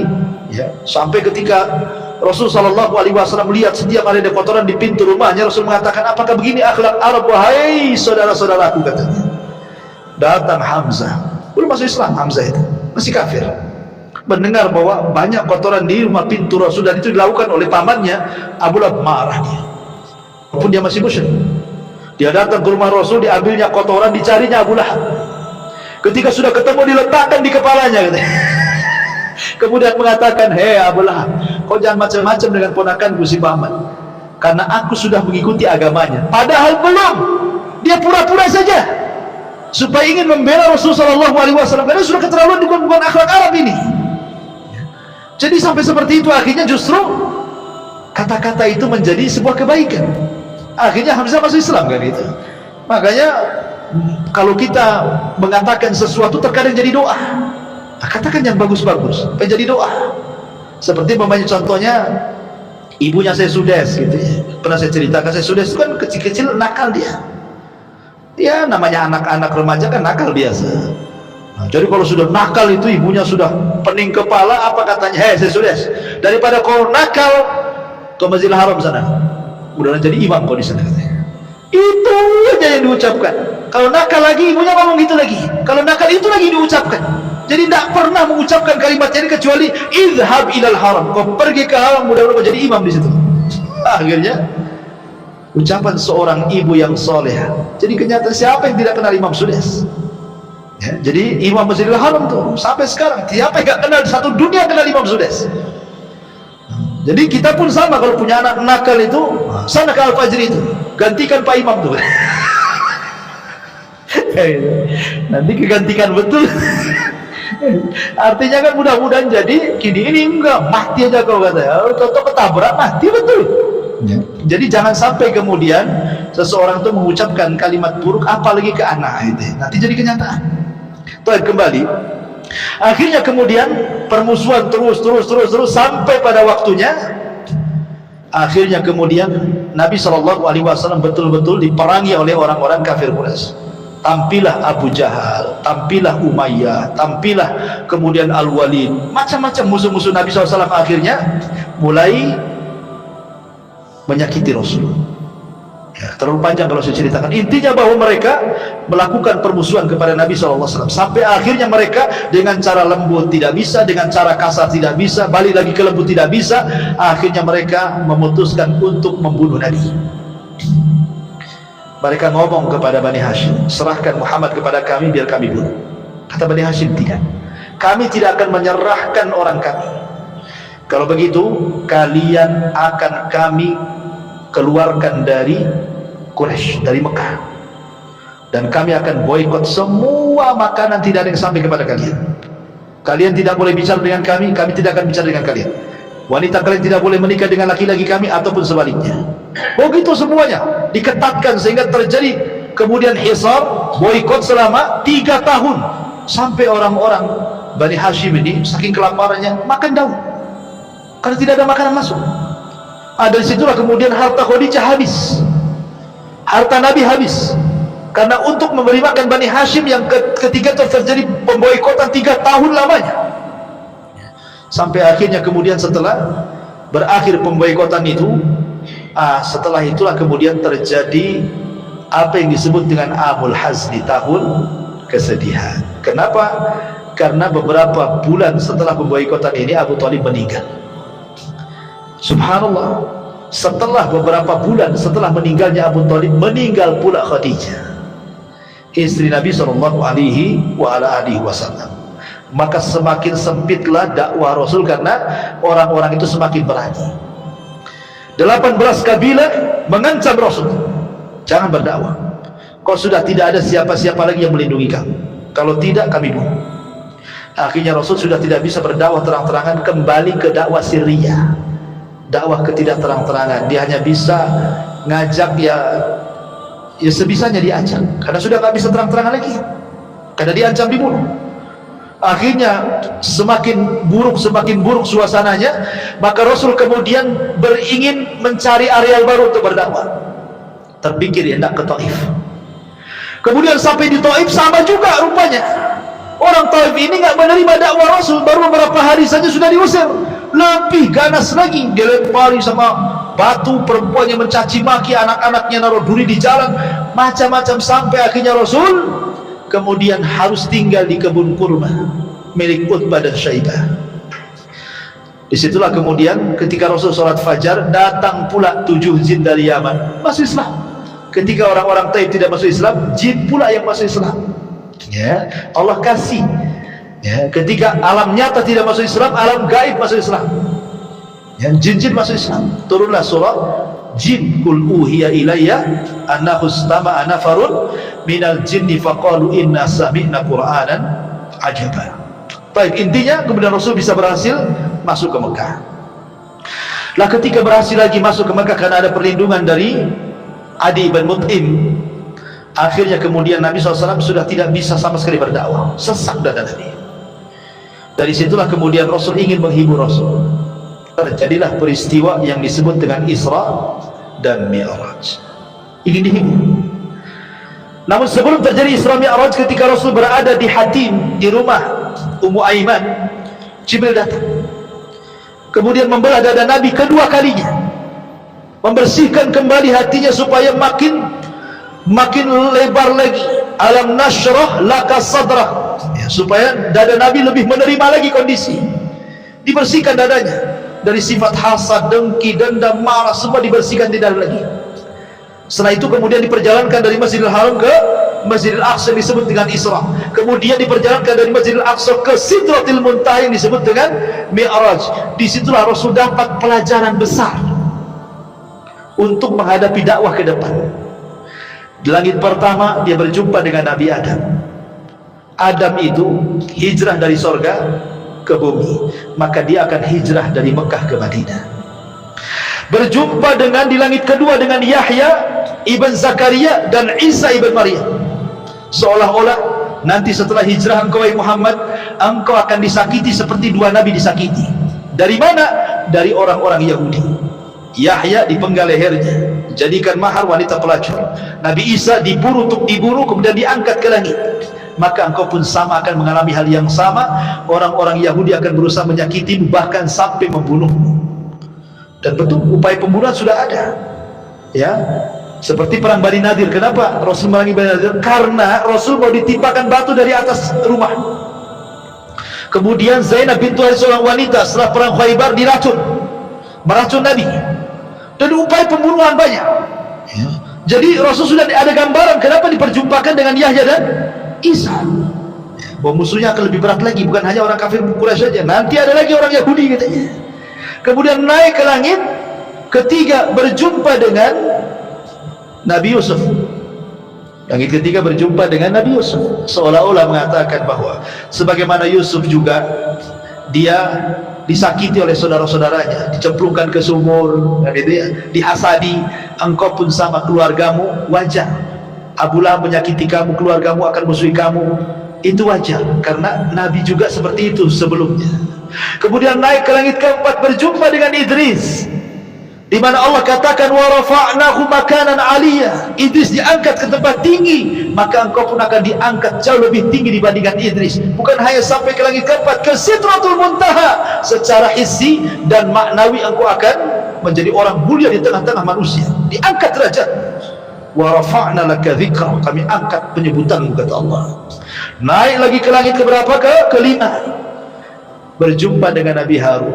Harun lembut, disukai Bani Israel, maka Rasul pun harus melembutkan kembali dakwahnya seperti lembutnya Harun kepada Bani Israel. Wa in kunta fadlan ghalidhal qalbi lan faddu min hawlika. Kalau engkau keras, wahai Muhammad, lari semua orang pun gak akan menerima dakwah.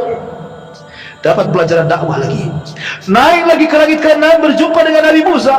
Nabi Musa itu orang yang paling sabar dengan Bani Israel, maka Rasul pun harus sabar menghadapi umatnya, ya, dapat lagi kesabaran, ya. Naik lagi ke Ibrahim alaihi salatu wassalam, ke langit ke-7.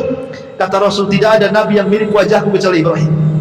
Sebagaimana Ibrahim membangun Ka'bah di bumi, maka dia bersandar di Ka'bah malaikat Baitul Ma'mur sambil dikelilingi anak-anak kecil. Al-jaza min jinsil amal. Dan Nabi SAW pun akan meneruskan perjuangan Ibrahim dengan memakmurkan Ka'bah dan membebaskan kota Mekah. Jadi Isra Mi'raj ini pelajaran besar. Yang tadinya Rasul sesak dadanya gitu ya, turun daripada Isra Mi'raj, semangat lagi dia. Udah ada, nengok para nabi aja lebih daripada saya. Makanya Allah mengatakan fasbir kama sabar ulul azmi minar rusul. Sabar kau Muhammad sebagaimana sabarnya ulul azmi dari kalangan Rasul sebelum. Jadi dapat vitamin baru nih Isra Mi'raj ini, makin semangat Rasul.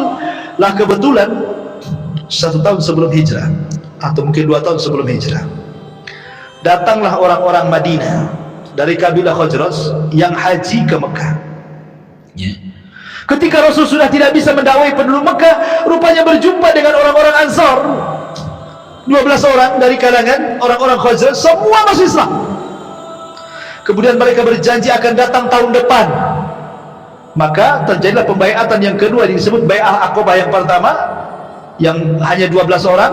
Kemudian terjadi pembaiatan yang kedua, orang-orang Madinah datang ke Mekah yang berjumlah 73 orang. Dan ketika itu Rasul mengutus Mus'ab bin Umair utus kau ke Madinah berdakwah di sana. Akhirnya Mus'ab berhasil mengislamkan para pembesar di Madinah, tersebarlah Islam di mana-mana. Lah ketika sahabat mereka hijrah ke Habasyah 2 kali, ya kan?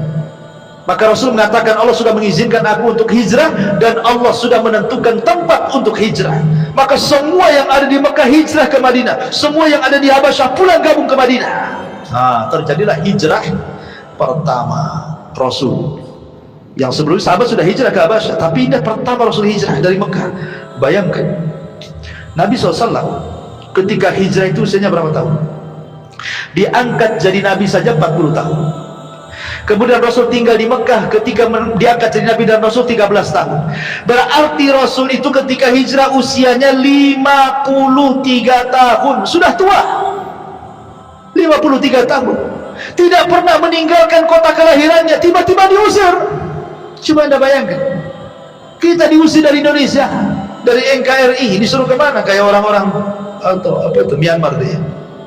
Kan kita lihat tuh orang-orang saudara-saudara kita Muslim dari Myanmar kan yang diusir itu sampai tenggelam-gelam di kapal tuh kan. Ya, apa Muslim Uighur tuh kan. Coba bayangkan gimana rasanya diusir dari negerinya kan itu ya. Makanya Nabi SAW kemudian sebelum hijrah dia naik ke atas gua tuh, ke gua Hira. Ya, kemudian dipandangnya Mekah. Dia mengatakan, wahai Mekah, engkau tempat yang terbaik dan suci. Kalau bukan karena kaumku mengusirku, aku tidak akan tinggalkan kamu, katanya. Nah, itulah wasiat Rasul. Rasul berangkat ke Madinah. Disinilah era baru. Dan inilah kisah kedua hijrah Rasul, berada di bulan Rabiul Awal, pertengahan kisah kelahiran hijrah. Nah, kemudian Rasul hijrah ke Madinah. Lah di kota Madinah ini karena sudah banyak pendukungnya, maka Nabi SAW pertama kali datang ke kota Madinah, apa yang dilakukannya? Membangun Masjid Quba. Pondasinya dulu, kemudian setelah beberapa hari berangkat ke Madinah. Di perjalanan dia singgah, karena kebetulan hari Jumat, akhirnya Rasul melaksanakan Jumat pertama kali di tengah Quba dan Madinah. Sampai di kota Madinah, dia bangun masjidnya. Ini disebut dengan Masjid Nabawi. Dan itulah masjid terbaik setelah Haram. Kemudian setelah Nabawi adalah Aqsa. Kata Rasul, la tushaddu rihal illa ila thalathati masjid. Tidak boleh safar niat ibadah kecuali ketiga masjid: Masjidil Haram, Masjid Nabawi, dan Masjidil Aqsa. Apa yang dilakukan Rasulullah SAW? Kenapa bangun masjid? Nabi SAW ingin supaya manusia itu lebih dekat dengan Allah, karena hanya di masjid inilah orang lebih dekat dengan Allah. Makanya Nabi SAW kemudian membuat aktivitas semua di masjid. Ya, ngajar ya di masjid, dakwah di masjid, latihan jihad di masjid, putuskan kepada kabilah-kabilah di masjid. Tidak ada kecuali di masjid, tempat lain untuk membimbing umat kecuali di masjid. Itu masjid di zaman Rasul itu semua di masjid. Coba bayangkan, sampai latihan perang di masjid. Coba di sini latihan perang, besoknya antum menjadi teroris. Latihan manah dalam masjid gitu ya. Latihan kuda, nggak mungkin lah kudanya dimasukkan ke sini. Mungkin orang deh, tapi dulu seperti itu. Tapi sekarang subhanallah, alhamdulillah masjid ini masih ada kajian. Tapi ada masjid-masjid yang lain itu yang hanya untuk sholat 5 waktu saja kan. Ketika habis sholat 5 waktu pun dikunci. Jadi orang yang mau sholat itu disuruh di teras. Ya. Nanti malam-malam ditulis dilarang tidur. Wah, makin tak boleh lagi, makin sepi lah masjid. Makin sepi karena hanya untuk 5 waktu sholat saja. Tidur aja tidak boleh di situ kan itu. Jadi sepi. Kenapa ya? Mungkin alasannya takutlah kalau seandainya masjid dibuka lebar-lebar gak ada kuncinya, nanti jangan lagi kotak infak hilang, kotak-kotaknya hilang, jam mungkin ini ampli semua hilang semua kan itu ya. Karena sekarang ini tidak ada tempat yang lebih aman. Dulu tempat aman itu rumah dan masjid. Rumah pun tak aman, masjid pun tak aman. Sekarang nggak ada tempat yang paling aman. Kemana coba? Ya. Baik, masyarakat muslimin yang muliakan Allah Azza wa Jalla. Maka Rasul mulai mempersatukan hati-hati orang Ansar dan Muhajir. Karena namanya beda daerah. Ansar ini keturunan Yaman. Orang-orang Muhajir ini memang asli orang Mekah, keras-keras orangnya. Ya kan? Orang Yaman kan lembut-lembut orangnya. Nabi SAW kemudian ingin menyatukan, mempersaudarakan. Dikenallah sejarah bagaimana Rasulullah SAW mempersaudarakan sekitar 70 orang lebih gitu yang pertama kali. Kita kenal ada persaudaraan antara Salman Al-Farisi dengan Abu Darda. Salman Al-Farisi dengan Abu Darda dipersaudarakan sama Nabi. Ingat, persaudaraan itu saling mewarisi. Jadi kalau meninggal salah satunya, hartanya diwariskan. Tapi setelah perang Badar, turun ayat bahwa harta waris itu hanya untuk yang ada hubungan rahim saja, ahli waris saja. Maka kemudian dimansuh, tidak ada lagi saling mewarisi, kecuali memang keluarga yang ada saling menolong, saling membantu, dan begitu seterusnya. Ya. Jadi suatu ketika Salman Al-Farisi ini melihat istrinya Abu Darda nggak pernah dandan, karena waktu itu belum ada ayat hijab, jadi rambut masih nampak gitu kan, kucel, nggak pernah mandi, pakaiannya biasa, pokoknya nggak ada dandan, jelek lah. Ya. Jadi Salman Al-Farisi mengatakan, ya Umma Darda, dandanlah sedikit. Ya, masa kayak gini kau punya suami, katanya. Kata Ummu Darda, ya Salman, anna Aba Darda laisa lihaja. Hei Salman, Abu Darda itu tidak ada hajat lagi sama saya. Kalau siang puasa, malam sholat malam, tidak ada waktu untuk saya. Jadi biarlah saya seperti ini. Saya ini seolah-olah tidak punya suami aja, katanya. Ya. Jadi orang dulu suami tidak perhatikan istri itu karena rajin ibadah. Kalau sekarang lain. Karena ada orang ketiga, keempat, kelima, keenam, dan begitu seterusnya kan itu ya. Jadi akhirnya kemudian Salman mengatakan kepada Ummu Darda, udah gini aja, bilang saudaranya besok datang. Akhirnya kemudian Abu Darda mendengar saudaranya akan datang ke rumahnya. Wah, disediakan kamar yang bagus, makanan yang lezat, ya, karena menyambut saudaranya. Datanglah Salman malam-malam. Ketika itu Salman sudah disediakan kamar, nggak mau tidur dia, nggak mau tidur. Abu Darda sholat. Ya. Kata Abu Darda, kenapa kau tak tidur, Salman saudaraku? Kata Salman, enggak. Saya akan tidur kalau kau tidur di sampingku, katanya. Akhirnya Abu Darda terpaksa tidur, tidak sholat malam dia. Setelah sepertiga malam baru bangun. Ayo kita sholat, katanya. Besoknya dihidangkan makanan. Abu Darda pergi, Salman suruh makan. Abu Darda datang, kok nggak habis makanannya, nggak dimakan? Tidak. Saya ingin makan berdua. Batalkan puasamu, katanya. Akhirnya dibatalkan, ya. Selama 3 hari begitu. Jadi Abu Darda sudah tidak sholat malam lagi, kecuali sepertiga malam, dan tidak puasa sunnah lagi. Sebelum pulang Salman menasihati, ya Abu Darda, ingat ya, aku pernah mendengar Rasulullah bersabda, engkau ini hidup kasih 3 hak. 1 hak untuk keluargamu, 1 hak untuk dirimu, 1 hak untuk Rabbmu. Jangan kau habiskan untuk Rabbmu saja. Kau ada keluarga, jiwamu pun punya hak, harus istirahat, nanti sakit, katanya kan. Akhirnya sampailah kabar ini kepada Rasul. Apa kata Rasul? Sadaqah Salman, benar kata Salman itu. Begitulah ukhuwah mereka, ya. Sampai kepada Abdurrahman bin Auf dengan Sa'd bin Rabi. Kata Sa'd bin Rabi, Abdurrahman bin Auf, aku punya 2 rumah, kau tengok rumah itu mana yang kau cocok, ambil salah satunya. Sa'd Ibn Rabi tidak mengatakan, ini rumah yang saya tempati, saya punya rumah kos-kosan sana, kau ambil yang kos-kosan itu. Nggak gitu bahasanya. Ini 2 rumah, kau tengok mana yang cocok, ambil. Itu kan lain bahasanya kan. Aku punya 2 kebun, dua-duanya sudah mau buah kurmanya, kau datanglah ke kebun dua-duanya, tengok mana yang kau cocok, ambil tuh 2 kebun tuh. Bukan bahasanya, ini kebun mau berbuah, ini nanti saya panen, kau yang itu dulu aja, kau tanam dulu aja. Enggak gitu. Aku punya 3 istri, aku tengoklah 3-tiganya. Kan belum ada hijab waktu itu. Kalau kau cocok ke yang istri pertama atau istri kedua atau istri yang paling muda, istri ketiga, aku tinggal tunjuk saja Abdurrahman, nanti besok ku ceraikan dia. Tunggu sampai masa idahnya, ku danai kau nikah dengan dia. Ada orang kayak gitu, menghasilkan istrinya, ya, 1 aja pengen 2, yang 2 pengen 3, mau dibalikan ke orang. Nggak bisa carok Islam untuk diambil orang. Artinya bahwa sampai seperti itulah persaudaraan Muhajirin dan Ansor gitu loh, luar biasa itu. Siapa yang mendidik mereka? Nabi SAW. Sampai akhirnya kemudian setelah Rasul agak lama di kota Madinah, barulah terjadi syariat jihad. Terjadi peperangan banyak yang sudah saya ceritakan. Terjadi perang Badar, perang Uhud, perang Hunain, Fathu Makkah, Sulh Hudaybiyah, perang Tabuk, perang Mu'tah, macam-macam perang kan. Sampai akhirnya kemudian Nabi SAW berakhir di perang mana? Terakhir kita bahas perang Tabuk. Itulah perang yang terakhir Rasul, karena yang dilawan bukan musyrik Arab, yang dilawan bukan orang-orang Yahudi Madinah. Kenapa? Karena orang musyrik semua sudah masuk Islam, ya kan? Orang-orang Yahudi semua sudah terusir, Mekah Madinah sudah dikuasai.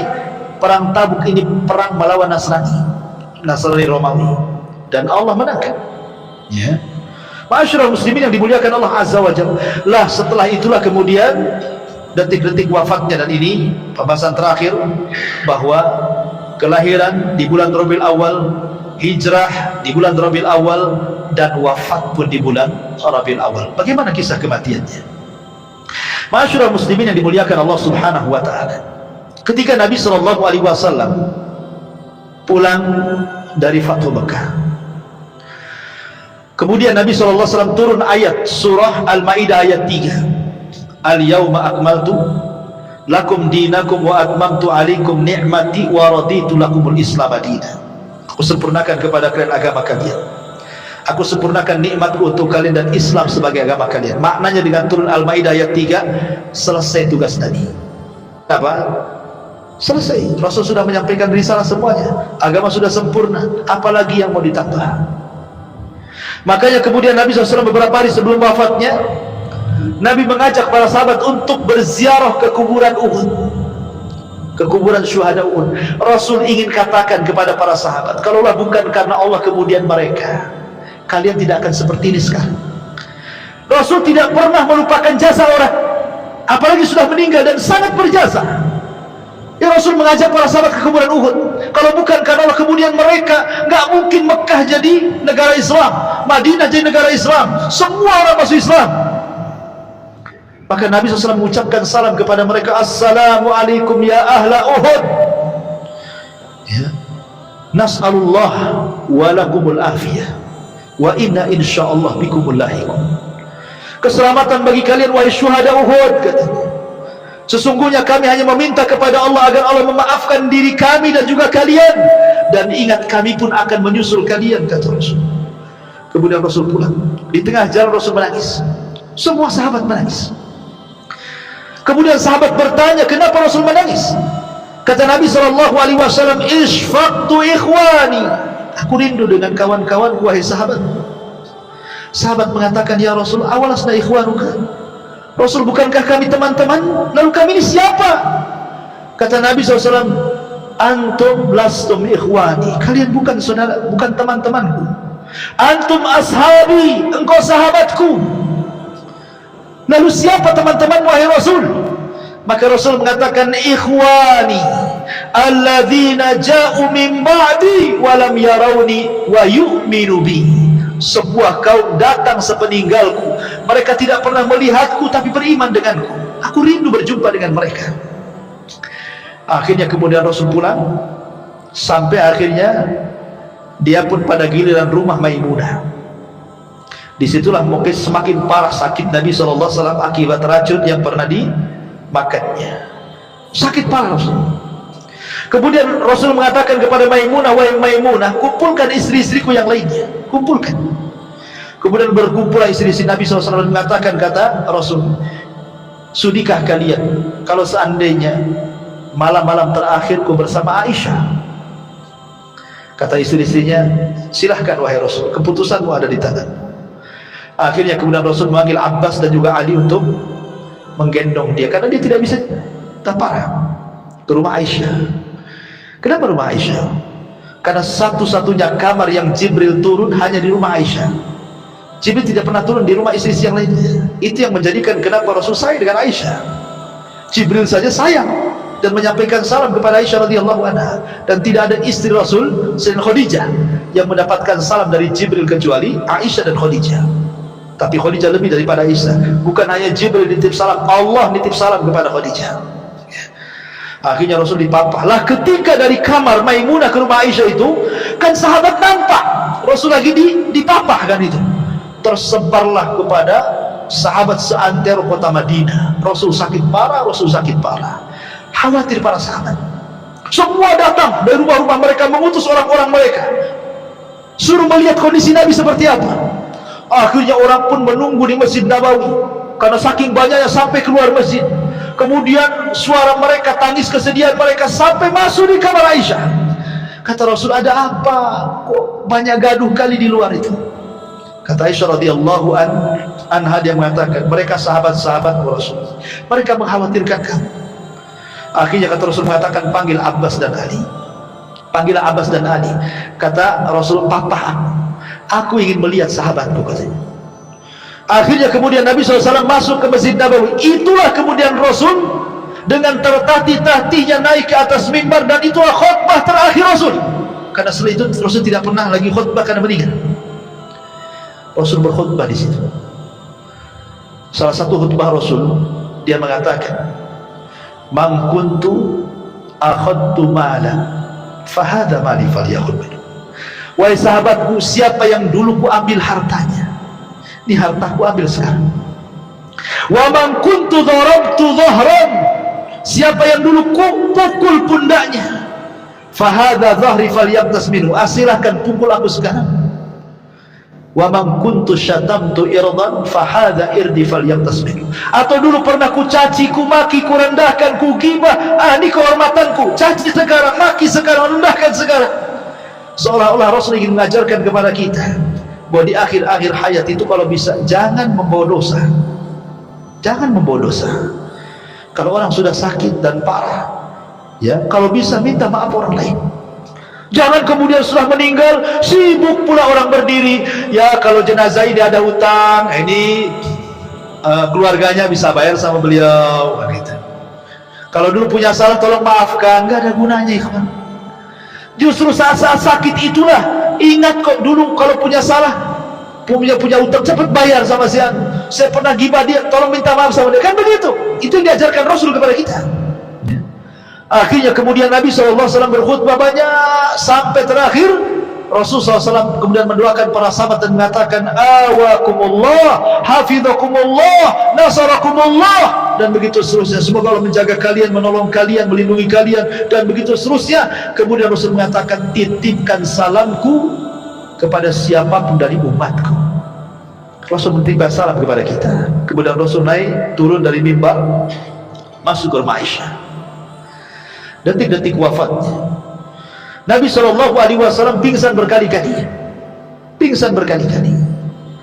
sampai akhirnya suatu ketika seluruh keluarganya kumpul, tiba-tiba Rasul mengatakan, bisa nggak kalian semua keluar?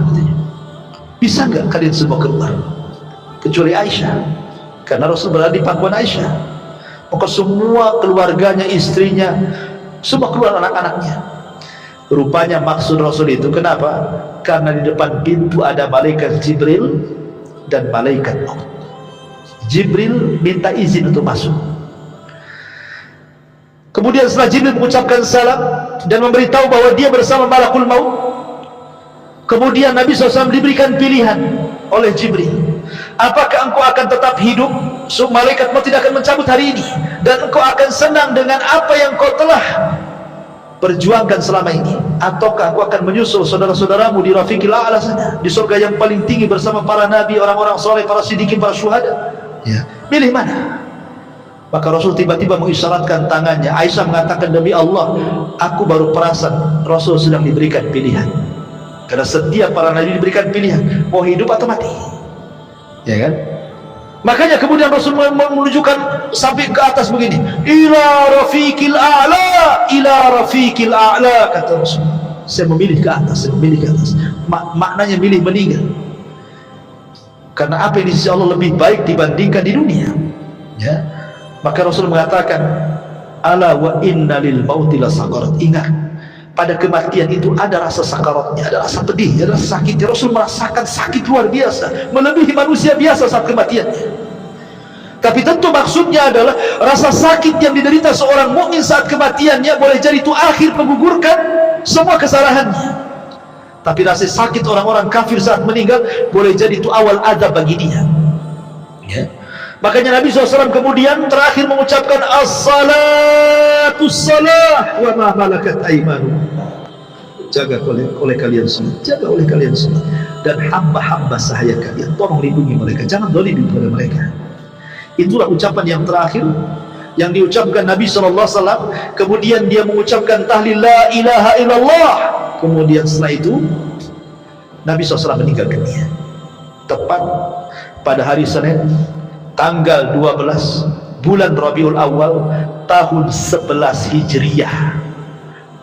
Rasul meninggal dunia. Aisyah radhiyallahu anha melihat kematian suaminya berada di pelukannya.